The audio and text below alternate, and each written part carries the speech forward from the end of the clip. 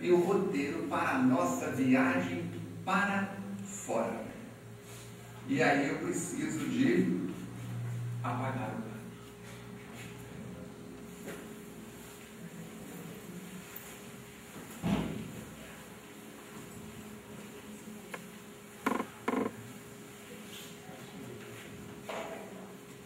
Quando fazemos uma viagem, temos que tomar uma série de providências. Saber para onde estamos viajando. O clima, a língua, os costumes, o calendário daquela região, para que assim possamos saber a moeda, o câmbio, o valor comparado com a moeda de onde estamos. E toda viagem tem uma referência que se chama o norte. O norte nós vamos colocar para cima. E lembrando o mapa de onde Jesus viveu, nas terras hoje de Israel, onde residia o povo hebreu. Se nós olharmos o mapa, se nós abrirmos aqui o mapa da Palestina para cima, nós vamos encontrar Damasco. E a nossa primeira viagem vai ser para o norte, para as terras de Damasco. Narra o Evangelho de Lucas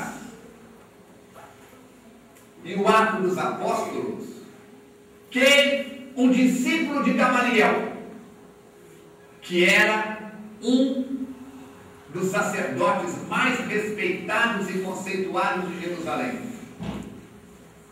e este mestre do tabernáculo, do templo de Salomão, do templo construído por Salomão e reconstruído e ampliado por Herodes o Grande, tinha vários discípulos, tinha vários aprendizes do Rabiná que ele orientava, igual um professor da universidade hoje, que seja doutor, pós-doutor, que é orientador de cursos de pessoas que estão fazendo pós-graduação, mestrado, doutorado, etc. Gamaliel era uma das maiores autoridades do Sinédrio, um dos homens que mais conhecia a lei, o Torá, Moisés. E entre os seus discípulos, o que mais se destacava era Saulo. E Saulo toma-se de pavor, de ódio, pela doutrina que cresce, vinda de um carpinteiro galileu. Emmanuel vai registrar isso de forma extraordinária num livro chamado Paulo e Estevão. E ele começa a perseguir os seguidores do carpinteiro galileu. E cai-lhe nas mãos, num processo que nós vamos apenas en passant deixar para que todo mundo possa estudar o livro, cai-lhe as possibilidades de apedrejar Estevão, que se torna o primeiro mártir da mensagem da Boa Nova apresentada por Jesus de Nazaré. Daí alguns dias, algumas semanas, ele volta a procurar a sua antiga namorada, a sua noiva, que se chamava Abigail. E quando ele chega lá, tem notícias de que Abigail havia morrido, abandonada pelo noivo, que se envolveu na política, na administração e nas perseguições. E tendo o irmão morto e apedrejado, como uma flor que parou de receber água, atenção, carinho, ela murchou, adoeceu e morreu. Ele ficou sabendo que Abigail, antes de morrer, havia sido convertida à doutrina do Rabi Galileu. Por quê? Por um homem já de idade avançada, que tinha mãos que faziam milagres. E esse homem se chamava Ananias. Ele procura então meios de atingir este homem que havia conspurcado sua noiva com as ideias do Rabi Galileu. E descobre que ele está em Damasco, o nosso norte. O norte é Damasco. Ele então vai até o Sinédrio, apresenta a sua proposta de ir para Damasco, acabar com aquele ninho de víboras, e levava documentos que o autorizavam a matar, a prender e condenar à morte Ananias. E cercado de companheiros, parte numa caravana em direção ao norte. O norte é Damasco. Pegando o nosso mapa da Palestina, o norte é Damasco. E como naquela época as viagens eram vencidas com animais, eles já estão caminhando, cavalgando há vários dias e várias noites, numa época de muito calor. Quando, numa madrugada esplendorosa, vem Damasco, a léguas de distância do outro lado do vale, na linha do horizonte. Quando começam a levantar acampamento e caminham algumas léguas, o sol escaldante. De repente, Saulo escorrega do cavalo e cai ajoelhado nas areias escaldantes do deserto.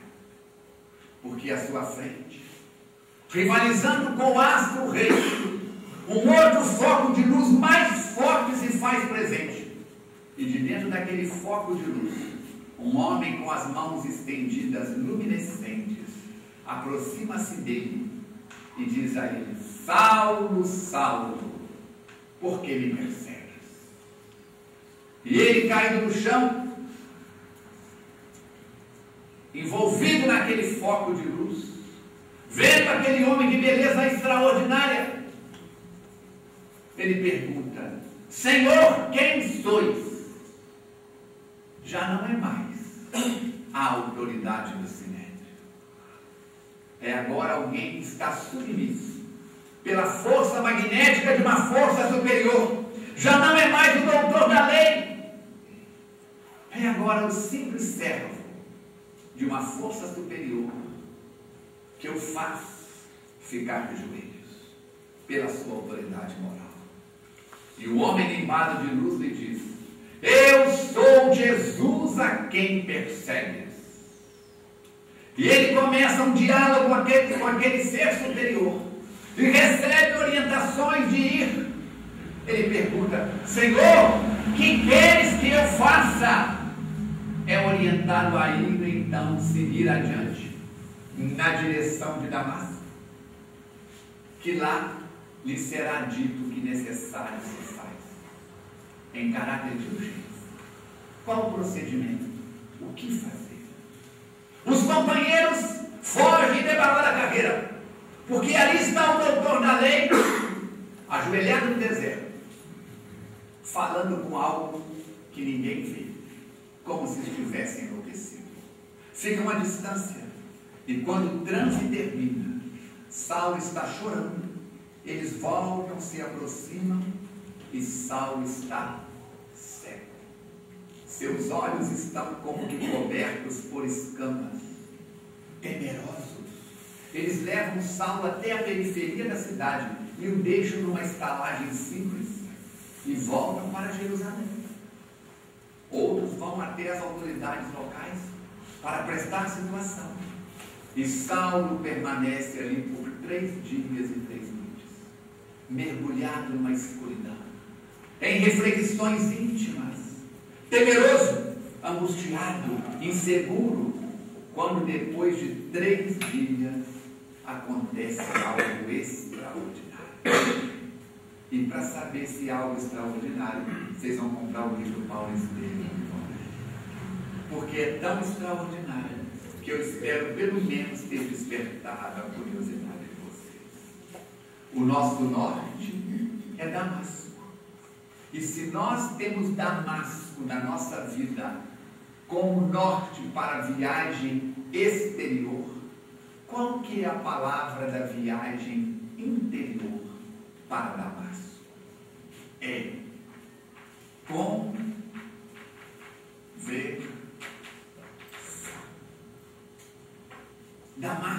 caminho da conversão. E eu pergunto, se você está pondo a mão no bolso para sacar dinheiro que acumulou, se você está viajando aquelas viagens maravilhosas, conheça a Europa em 10 dias. Em 10 dias você não conhece nem Matias Barbosa, nem Astolfo Dutra, nem o bairro Santa Luzia você não conhece em 10 dias. E você compra uma passagem para a Europa, conheça a Europa em 10 dias e volta com torcicolo. Porque um dia o ônibus passa voando e o guia diz assim: à esquerda Notre Dame de la Consolação, à direita a Ponte Madrid, o Rio Sena, à esquerda a Torre Eiffel, à direita o Arco do Triunfo. Você fica para lá e para cá e no segundo dia já volta internada. Já não aguenta mais estar tarde, levantar de manhã, aeroporto, volta do aeroporto, pega ônibus, volta a ônibus, ainda pega dinheiro emprestado e compra passagem 10 vezes no cartão de crédito. Vende a alma, o espírito, o perispírito e sonha com o seu travesseiro, com o seu chuveiro, com o silêncio do seu quarto. Mas diz a música, é porque neste mundo tem louco para tudo. Damasco, a viagem nas areias escaldantes do deserto, dos caminhos da terra. E a nossa conversão? Como anda a sua conversão? E a sua? E a sua? E a minha? E a nossa? O que nós temos feito de conversão? Mas se existe um norte, existe um sul. E ao sul, nós temos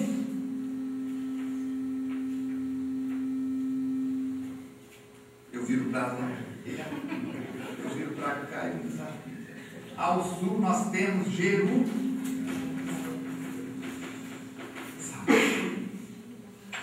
E Jerusalém é para o povo hebreu a cidade da lei, o templo de Salomão, o templo da lei, o pátio dos gentios, o pátio dos hebreus, o pátio dos sacerdotes, o pátio das mulheres, o mercado, a efervescência, a festa das tendas, a festa da Páscoa.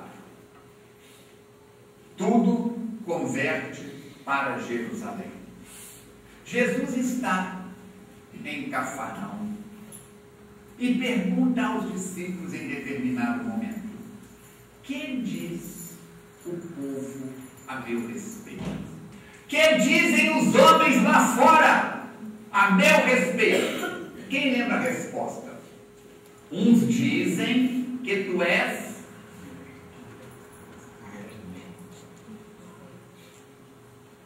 está no Evangelho. Uns dizem que tu é Elias que voltou. Outros dizem que tu és Jeremias que voltou. Outros dizem que tu és um dos profetas dos livros da nossa raça que voltou. Outros dizem que tu és João Batista.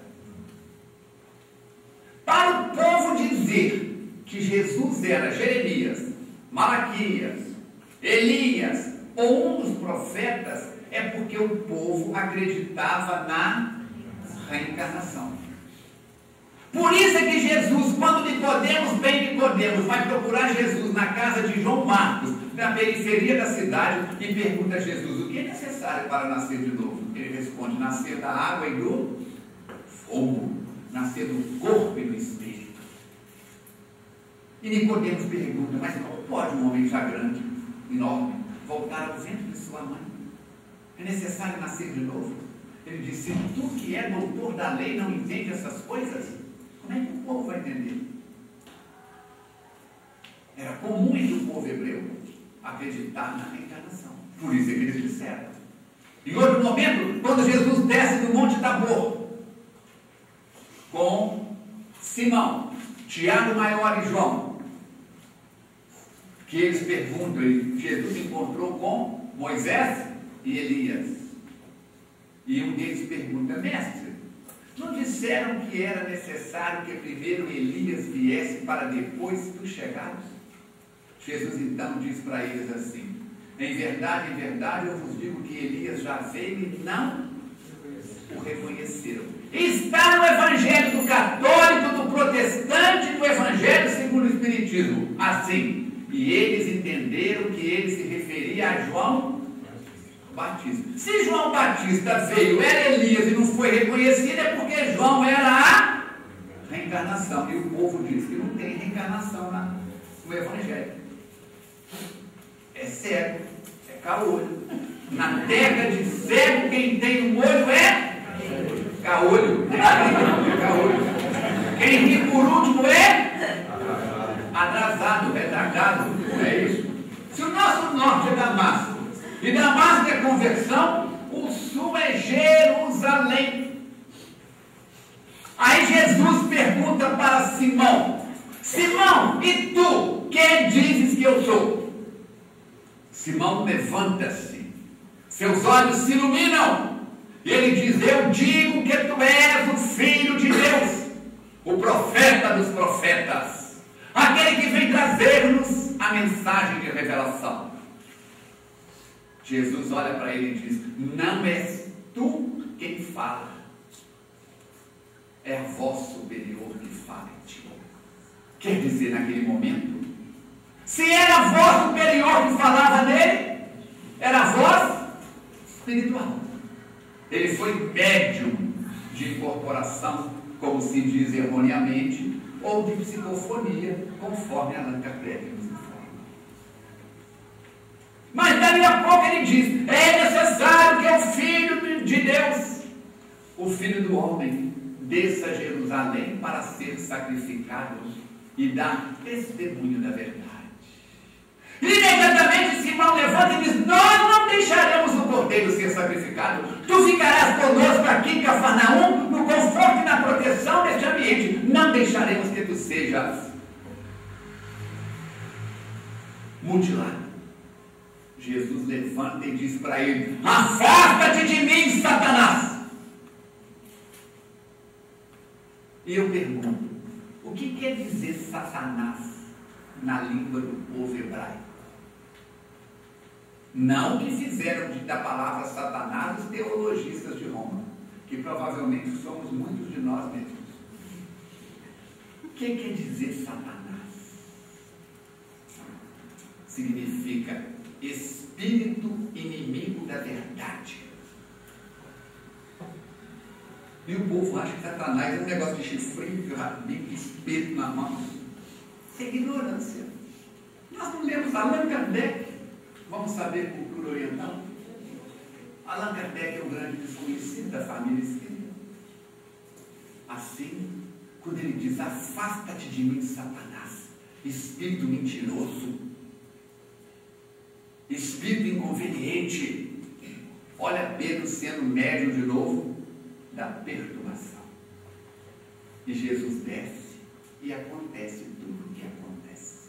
É abandonado pelos amigos, vendido e traído por um deles. Somente acompanha a sua morte na cruz o mais jovem dos 12. Abandonado, perseguido, crucificado, mutilado. Sim, Damasco é o norte, é a conversão. Quando viajamos para o sul, para as Jerusaléns da nossa vida, Jerusalém é o testemunho. E eu fico perguntando: quem aqui está pronto para dar testemunho? Nós nos lembramos do Evangelho que diz que quando Jesus invade a alma daqueles homens e mulheres, velhos e crianças, os cristãos ébrios de amor descem ao Cristo e dão a vida em testemunho da verdade. Eu fico pensando, Gil, se passar um carro de um circo ali fora com um leão na jaula e o leão rugir, vai ter espírita saindo pelo basculante, passando debaixo da fresta da sala da porta da sala de paz. Vai ter gente se agarrando na lâmpada fluorescente. Não estou nem dizendo entrar um leão pela porta.